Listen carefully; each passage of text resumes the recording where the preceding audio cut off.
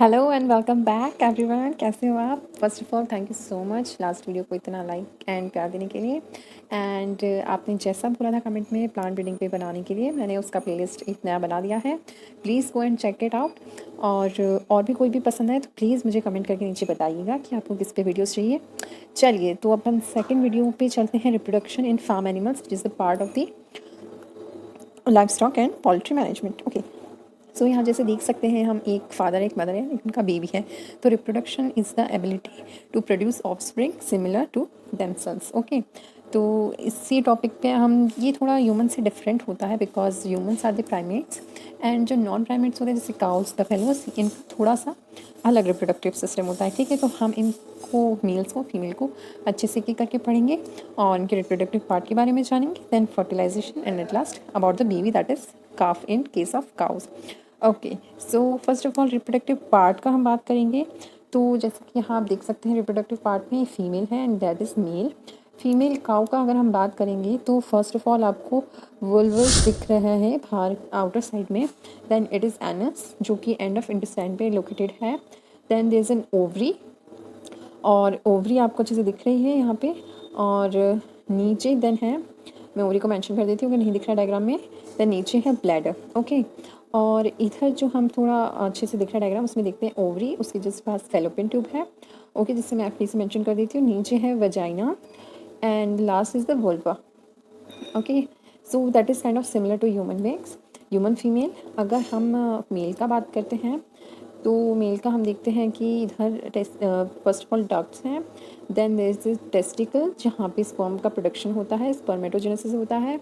And फिर by the help of the duct वो आगे सेमन बन के पैनस तक जाता है। ओके, सो ये male reproductive part. Endocrine glands का बात करें तो first of all it is pineal gland, और then it is hypothalamus which is located in the brain. उसके जस्ट डक्ट पास होकर नीचे पिट्यूटरी ग्लैंड होती है जो 2 पार्ट में डिवाइडेड होती है।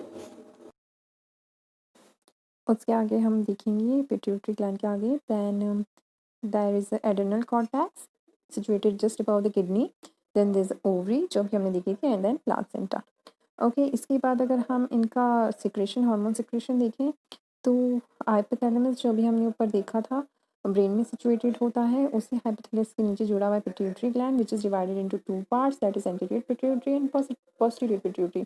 तो जीएनआरएच होता है that is gonadotropin releasing hormone.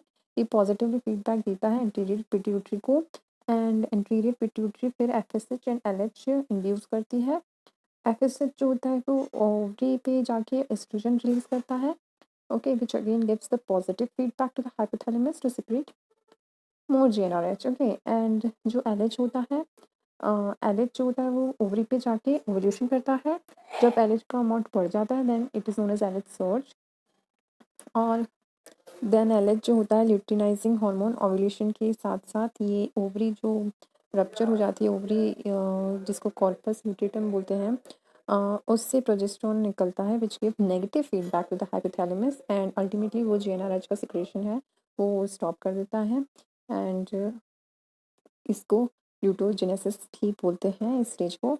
And then BGF2 alpha secrete होता है ओवरी पे।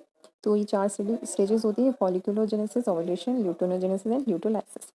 ओके, सो नेक्स्ट आगे अगर हम एस्ट्रस साइकिल का बात करते हैं तो हमें पता है कि ह्यूमन बींग्स में जैसे मेंस्ट्रुअल साइकिल होती है ह्यूमन फीमेल्स में, वैसे ही जो नॉन प्रिमेट्स होते हैं सच एज काउ, उसमें होती है एस्ट्रस साइकिल।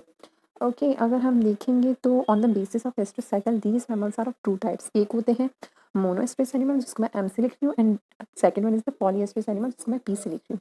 मोनोएस्ट्रस में ओनली 1 साइकिल मिलती है एक ब्रीडिंग सीजन में, जबकि पॉलीएस्ट्रस में मोर देन 1 एस्ट्रस साइकिल मिलती है एक ब्रीडिंग सीजन में।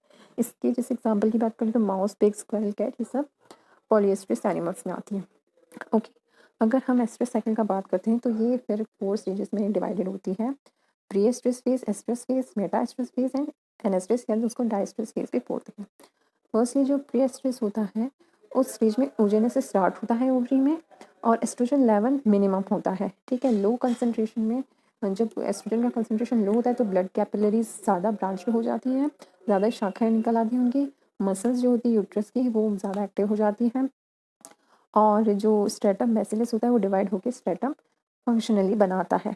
ठीक है, और स्ट्रेस है उसके अगेन नेक्स्ट स्टेप होती है स्ट्रेस साइकिल। स्ट्रेस साइकिल में होता है कि जब कंसंट्रेशन ऑफ एस्ट्रोजन इंक्रीज़ होता है तो कुछ चेंजेस आते हैं यूट्रस में, जैसे कि ब्लड वेसल्स का डायमीटर इंक्रीज़ होता है, सर्कुलेशन भी बढ़ता है, मसल्स ऑफ यूट्रस डिवाइड होती है ताकि मायोमेट्रियम की थिकनिंग हो पाए। ओके, और मेमोरी ग्लैंड्स भी एनलार्ज होते हैं स्टेज में। ओके, एस्ट्रोजन के कारण जो एक्सट्रोजन बढ़ने के कारण जो फीमेल्स में सेक्स अर्ज होता है वो बढ़ने लगता है, और इस स्टेज को इसलिए हीट कंडीशन भी बोलते हैं। जनरली कॉपुलेशन इसी फेज में किया जाता है, which is oestrus phase. Another is the meta oestrus phase, जिसको हम सूडो प्रेगनेंसी भी बोलते हैं, बिकॉज इसमें ऐसे सिम्टम्स दिखते हैं सूडो प्रेगनेंसी वाले। और अगर फर्टिलाइजेशन होता है तो इसी उस फर्दर आगे फैलोपियन ट्यूब में जाके और उसकी तैयारी होती है। लास्ट इज द एनास्ट्रस या डायस्ट्रस फेज। इसमें क्या होता है, स्ट्रेटम फंक्शनली डिस्ट्रॉय होने लगता है बाय स्ट्रेटम बैसिलिसिस फेगोसाइटोसिस की हेल्प से ऑब्वियसली। नेक्स्ट अगर हम मेल का बात करें हार्मोन्स का, तो देख सकते हैं आप इस डायग्राम से हाइपोथैलेमस से GnRH gonadotropin releasing hormone release होता है एंड एंटीरियर पिट्यूटरी पे एक्ट करके एलएच ल्यूटिनाइजिंग हार्मोन इफेक्ट करते हैं लाइडिंग सेल्स पे, जिसकी वजह से टेस्टोस्टेरोन प्रोड्यूस होता है एंड वो सर्टोरी सेल्स पे एक्ट करता है, जिससे स्पर्म का डेवलपमेंट होता है। इधर से अगर एफएसएच जो होता है वो भी इस पे एक्ट करते हैं और ये दोनों मिलके इसके स्पर्म प्रोडक्शन में हेल्प करते हैं। एक्टिविन जो होती है हार्मोन वो उसको पॉजिटिव फीडबैक देते हैं, जबकि ज़्यादा एफएसएच होने से नेगेटिव फीडबैक जाता है इनहिबिन को, जिसकी वजह से इसका फर्दर रिलीज जो होता है वो एंटीरियर पिट्यूटरी से स्टॉप होता है। Okay, so FSH is the common pathway और इस ऐसे स्पर्म प्रोडक्शन होता है मेल्स में। ठीक है, ये कुछ हार्मोन्स दे रखे हैं। Gonadotropin releasing hormone is an important regulator for this release of follicle stimulating hormone and luteinizing hormone acting on the reproductive regulation according to phase of estrus cycle, the physiology release of general occurring response of cycle levels of estradiol. Pregnancy का बात करें then of course it is the period between fertilization of ova and the expulsion of the fetus through the vulva, also called gestation period. Okay, ये cows में generally 270 to 285 days तक होता है, ये point याद रखना, 270 to 285 डेज तक होता है। नेक्स्ट अगर हम बात करें तो प्रोजेस्टेरॉन रिलीज होता है ड्यूरिंग प्रेगनेंसी, ताकि फोइटस का है जो है डेवलपमेंट अच्छे से हो पाए। नीचे कुछ एनिमल्स की लेंथ दी हुई है, काउस का 270 टू 285 डेज तक होता है, और बाकी आप देख सकते हैं। पार्चुरेशन का बात करें तो act of giving birth is called as parturition, बच्चे को जन्म देना ही पार्चुरेशन कहलाता है। ये कुछ साइंस दिए हुए हैं जिससे पता चलता है कि mother is about to give the birth to the baby, जिसमें मिल्की फ्लूइड या कोलेस्ट्रम आना शुरू हो जाता है, या थिक म्यूकस डिस्चार्ज होता है, या जो लूजन हो जाती है पेल्विक गर्डल, और इस सब साइन के 2-3 घंटे बाद ही बेबी का जो है वो डिलीवरी हो जाती है। ठीक है, डिलीवरी के टाइम पे पहले जो है वो फ्रंट आगे वाले 2 पैर निकलते हैं, फिर हेड निकलना शुरू होता है। The correct presentation in with the front feet first in the head outstretch and resting in between the feet, mall presentation इसे बोलते हैं। ओके, अगर कोई और टाइप की, अगर इस टाइप का नहीं होता, दूसरा पहले कुछ और निकल रहा है फिट नहीं निकल रहा, तो उसे माल। ओके, जैसा इस डायग्राम में आपको दिख रहा है, पहले फ्रंट फीट निकल रहे हैं, देन उसका हेड निकलेगा, एंड नीचे वाले में आप देख सकते हैं कि हेड नहीं, पहले फ्रंट फीट नहीं निकल रहा है, पहले बैक फीट निकल रहा है, तो ये माल पार्चुरेशन कहलाता है। Okay, so this is all about, आज के लिए इतना ही, एंड आई होप आपको अच्छे से समझ आ रहा है।